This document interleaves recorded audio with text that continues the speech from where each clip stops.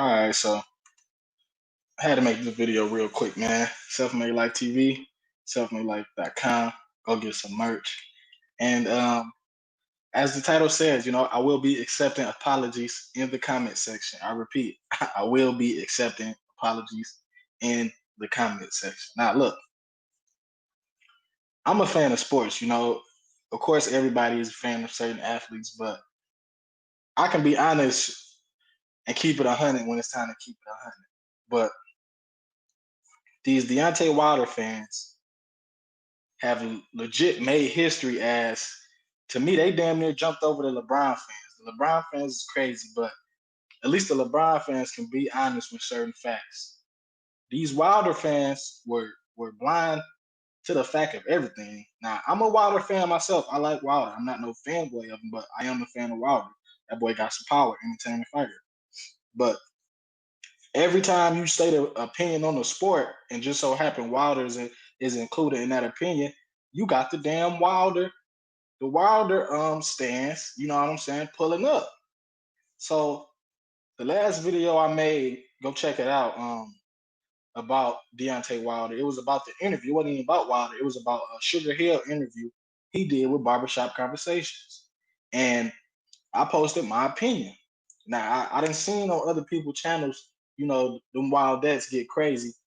And as expected, as soon as I dropped the video, they pulled up 100, 200, 300 deep. I was all type of coons. I was all type of Uncle Toms. I was slow. They called me every word in the book. I didn't know boxing. I'm going against my race. What type of man is you? Who raised you? I was getting all these. I was everything in the book. And today it come out that the whole legal dispute, the mediation that Wilder and Fury had, in which everyone thought, well, all the Wilder fans thought that the mediation was for a third fight, comes to find out the mediation was just for money.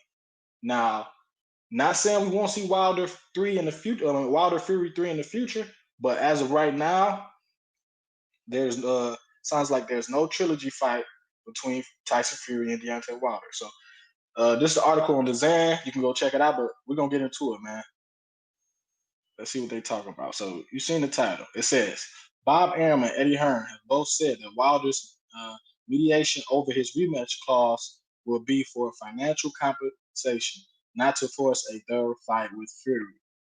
I'm gonna repeat because I know this probably about to send shockwaves. Niggas probably about to drop their food. These Wilder fans they're gonna lose their top. I repeat, Bob Arum and Eddie Hearn have both said that Wilder's mediation over his rematch clause will be for financial compensation and not to force a third fight with Fury. So, if Sugar Hill interview didn't end the glove gate and end it all in the little trilogy story, this should end it, man. I'm not trying to hear nothing about it. Of course, as a fan, I did want to see Fury Wilder 3, but we already seen it twice, so I wasn't really too hyped about the third fight. But at the end of the day, you're a fan, so you ain't got really no control over what the higher powers do. But this should officially put the hatchet in it, close it, put that nail in that coffin. Even though the Wilder fans are gonna still, do what they do, but hopefully it just kind of calms down, man. Because ever since this Fury Wilder thing been going on, they went out of hand, man. So to me, I'm not the only channel they should be apologizing to. Bruce Vane, they got a couple. They got their rounds to make. Any channel that y'all came through deep and hated on just for stating their opinion, either way, y'all need to go apologize, man. So let's finish. It appears that the prospect of Tyson Fury versus Deontay Wilder 3 is officially dead and buried. The two heavyweights fought an engrossing draw in 2018 before Fury stopped the American in 2020. The Bronze Bomber had a rematch clause and invoked his desire to complete the trilogy almost immediately. However, the COVID-19 pandemic got in the way. So this sounds like what the hardcore fans of boxing kind of thought was that it was a money thing. See, I knew they wasn't gonna get the third fight wasn't gonna happen too soon because of COVID, But a pay-per-view fight that big, if you don't got the fans, you don't got no fight, especially in boxing. They need them fans badly. Eventually, thanks to the rematch clause exploring expiring, per Bob Arum, and Wilder's wild comments accusing the Brit of cheating, putting Fury off the idea of doing it again. The whole thing petered out, and the Gypsy King declared he would instead advance directly to a unification fight with the WBA, WBO, and IBF champion Anthony Joshua.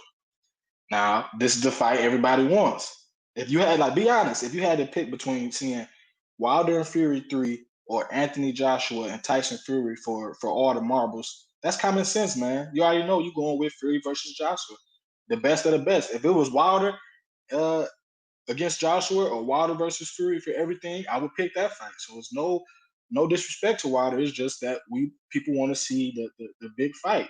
People want to see the fight with stuff on the line. Though Wilder is currently exploring his legal options with regards to the third fight being scrapped against his will, Arum told, but see, I don't know how it's scrapped against his will. I knew everybody, well, COVID-19, if you blame COVID-19, then yeah, but everybody knew the dates. So it wasn't like, it was something Wilder wasn't aware of.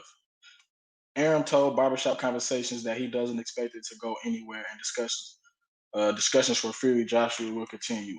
Okay, so this is a quote from Bob Arum that he said on Barbershop Conversations. There's no mediation. I mean, there has been over Christmas and New Year. There was mediation, said Arum. I don't know. Maybe the mediator will be able to solve the situation, but we got a real problem because Tyson Fury has said to me and the mediator, not today, not tomorrow, and not ever will he ever fight Wilder after what Wilder said to him. So, in a way, I think this is a twofold story because I think that now Wilder could be doing this. Wilder could have said them things on purpose, knowing that, trashing Fury name will force Fury to just, have that bad taste in his mouth and don't want to fight him no more. Because honestly, I don't think Wilder want to fight Fury no more. So I think Wilder was like, I'm about to, even though, because I think Wilder believes some of that stuff, but if you got a damn, you know what I'm saying, as successful as Wilder is, I don't think you got to be smart. I don't think he believed everything, but I think that he's seen his fan base was rolling with it so heavy and that narrative was so good that he just rolled the wave, as a lot of celebrities do. But I think that Wilder was kind of playing chess in the fact that he knew he didn't want that Fury smoke again. We seen that second fight. So I don't think Wilder knew that Fury would say, I never fight him again, but I think Wilder's goal was to cause a wedge, no matter how. He wanted to cause a wedge just so that basically the talks and the hype of that fight, from the fighter's perspective, not the fans, just from the fighter's views, he wanted to put a wedge in between it. It says Fury regards it not only as a slur against him, but against the Gypsy Nation. He talked to Winston a couple weeks ago and me over the weekend within a day or so, a few days. So, see, I knew Fury gonna take that personal, man, because them are some, like, that's why everybody was saying, like, Wilder, with these serious allegations, either you're gonna go to court with it or be quiet. So we can see that Wilder didn't really want no legal justice about what happened. He just wanted to, I think, mess up Fury reputation. We humans, sometimes when we lose, we don't, if we can't get our get back evenly, we would rather go on a smear campaign because that gives you some type of, like, Wilder feels some type of satisfaction knowing that, yes, he had put a lot of dirt on Fury name, even though Fury name was already dirty with the stuff he did in the past, the cocaine and everything. But I think Wilder even made them waters a little more muddier just because people already had the narrative that Fury was a dirty dude. So with Wilder accusations and how hard Wilder fan base went, it's kind of more easier to believe everything you hear about Fury. It says Arum continued to say that not only would mediation be unable to force another fight between the two, but he doesn't see it leading to Fury being forced to vacate the title he won. Same thing I was saying, man. I just didn't see how, after a fair and square loss, especially after all the controversy of the first fight, I just didn't see how this mediation was just going to flip the script on everything. Like, I didn't really see that. Why would we have to release the WC belt? Continue Arum. Then he has to decide if he wants to abide by any kind of order. Okay, so they're just talking about the belt right there. I don't want to get into the legalities, but the idea of anyone stopping the Fury Joshua fight, it just can't happen. The WC belt issue isn't an issue. See, because boxing is about money, y'all. Boxing is all about money. Bob Arum, we already know when you come, the boy is a snake oil salesman, So Bob slick when it comes to that money, and that's all Bob care about is that moolah. So Bob letting you know that we had dropped the belts. Eddie Hearn already said that too. And we got to think boxing was already a sport hungry for money.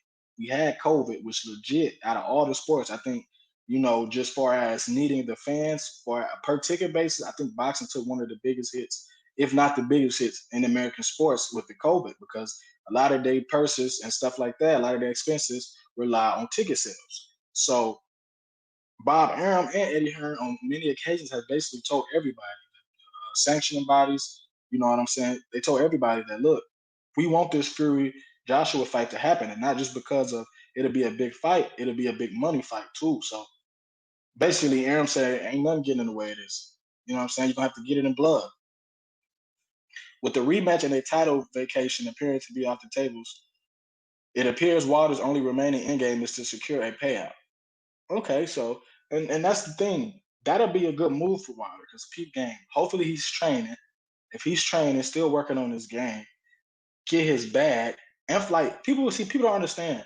Just because Wilder, like real boxing fans, wasn't saying the Wilder versus Fury saga is over. We were just saying let's take a break from it, let Wilder bounce. Because after a loss like that, that's not. We want to see you after a tough loss, like the Errol Spence Sean Porter. Yes, we want to see that again. You get what I'm saying? Even after the first fight, a tough draw. We don't want to see if somebody get knocked out.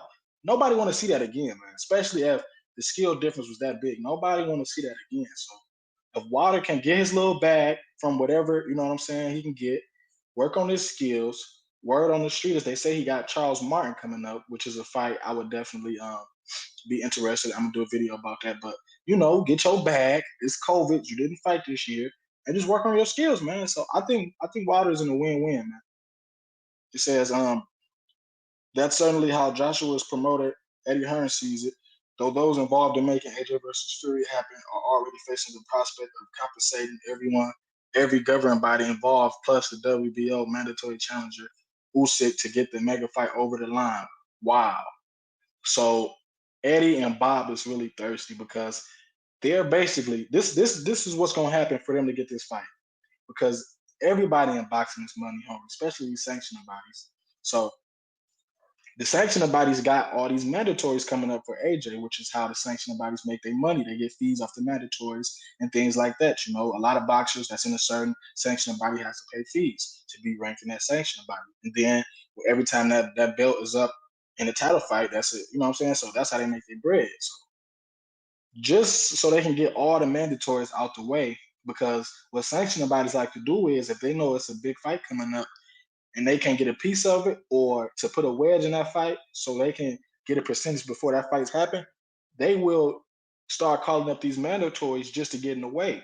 Now, a lot of times the mandatories are already scheduled, but we know it's chess, not checkers, man. So basically, Aaron and Bob Arum is willing to pay the WBA, the WBO, the IBO, and Wilder, they're willing to pay everybody. So that's how you know this fight is a money fight. If they're willing to pay every governing body involved, including Usyk, and they're gonna have to get Wilder some bread. They let you know that this is a big fight, probably $1 million pay-per-view if marketed right. He told Sky Sports, I can't talk on behalf of Tyson Fury, but the vibe I'm getting from everything I've seen on social media is that he isn't giving Deontay Wilder another chance or another shot ever. And that's true. You go check Fury IG page, we've been a lot of Joshua talk come from Fury. And to finish it up, it says, especially after he said what he said, the accusations of him being a cheat, tampering with his gloves, people putting stuff in his drinks, it was bizarre. That was even more bizarre than 2020 itself. And that's facts, Bob. Like, I ain't gonna front. I kind of took me down a couple notches with Wilder just because, I'm a true to the sport dude. So when I heard Wilder just saying all these crazy things, like, okay, at first it was his fans, so I'm like, I can understand the fans saying it. But when I heard Wilder validate it, and then Wilder came out with his own speech and just a lot of the moves he made, kind of showed me a different side of Wilder, man. Maybe this is the new Wilder, but I thought, Wilder to be a true dude for us. If I take my L, I'm just gonna bounce back like a man. But to see Wilder go along with it and gas it up, like I said, I still like him as because he's a black man, successful fighter. So from that aspect, I do like him and respect him. But just overall, from a mindset, and especially from a betting perspective, I look at Wilder a little different just because it just showed a side to me of weakness when you can go along with crazy things like that, especially in a manly sport like boxing. And then it says, he is not too concerned. He feels like the Fury versus Wilder contract is over. There's an arbitration going on in that respect. I don't see that as an issue. Okay, man. So hopefully this sums up that whole Wilder versus Fury 3 talk, glove gate, and everything.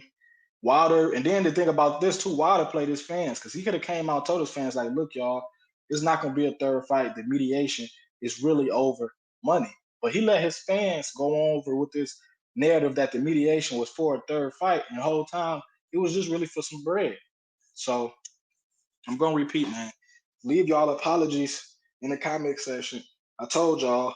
Like also go apologize to Sugar Hill too. Y'all did Sugar Hill dirty for them 4 hours. You know, he was a solid for taking him, but y'all did my boy Sugar Hill dirty. Detroit in the building. Go apologize to him too. Go apologize to everybody because for right now, the Wilder versus Fury talks is over. This Self Made Life TV, selfmadelyfe.com. Go get some merch, and we out, man.